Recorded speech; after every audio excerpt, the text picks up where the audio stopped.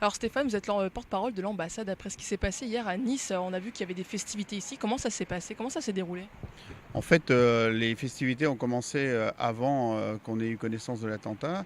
Et les gens sur place n'ont absolument pas eu conscience du tout qu'il y avait eu un attentat à Nice. Les discours avaient déjà été prononcés. Et donc à partir de là, en plus on avait des informations par bride, on ne savait pas trop ce qui se passait. Donc ça n'a absolument pas interféré sur la réception qui a eu lieu ici à l'ambassade de France. Quelle est la réaction en fait autour de vous? Qu'est-ce qu'on vous dit? En fait, c'est de la compassion, c'est de la solidarité. Voilà, les gens sont bien conscients que c'est la troisième fois en 18 mois que la France est frappée. Et en même temps, on ressent dans les témoignages des gens, énormément de témoignages par Twitter surtout et autres, on ressent qu'ils sont bien conscients que ça peut arriver n'importe où et que ce n'est pas la France forcément qui visait. En plus, là, c'était encore une fois une manifestation très familiale, un feu d'artifice le 14 juillet en France, on y va en famille. Et il y a très peu de temps, le 1er juillet, c'était la fête nationale canadienne.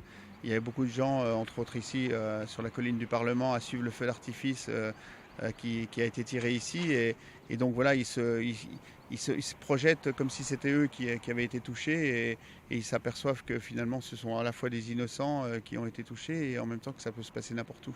Est-ce que l'ambassadeur s'est exprimé pour l'instant?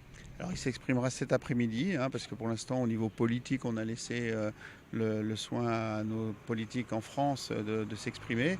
Moi je me suis exprimé pour réagir émotionnellement à tout ce qui s'est passé et pour dire aux gens que voilà, ce qui s'est passé en France c'est pas imprévisible. Malheureusement, la France est aux premières loges, est au premier plan de la lutte contre le terrorisme. On est très très actif en Syrie, en Irak. Et donc à partir de là, on sait que forcément on est exposé, on sait que forcément on est une cible.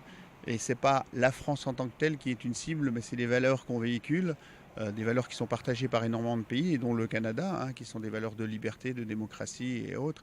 Et les intentions des terroristes sont bien connues, c'est la division, la haine, alors que nous, les messages, c'est être solidaire, être fort.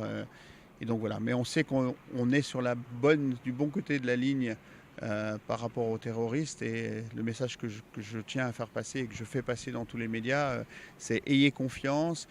C'est une guerre qui sera longue, mais c'est une guerre qu'on gagnera contre le terrorisme. Il ne faut pas douter du tout un seul instant qu'on est dans la bonne direction et qu'on fait les choses qui doivent être faites. Dans quelle mesure vous pensez rejoindre la communauté ici? En fait, les manifestations, souvent, sont des manifestations spontanées ou organisées par les associations.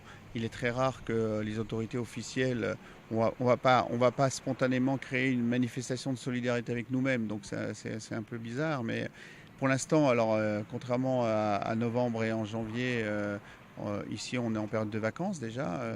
Il y a beaucoup de gens qui ne sont pas là. J'ai cru comprendre qu'il y avait certaines associations qui appelaient aussi à une vigile ici à proximité de l'ambassade.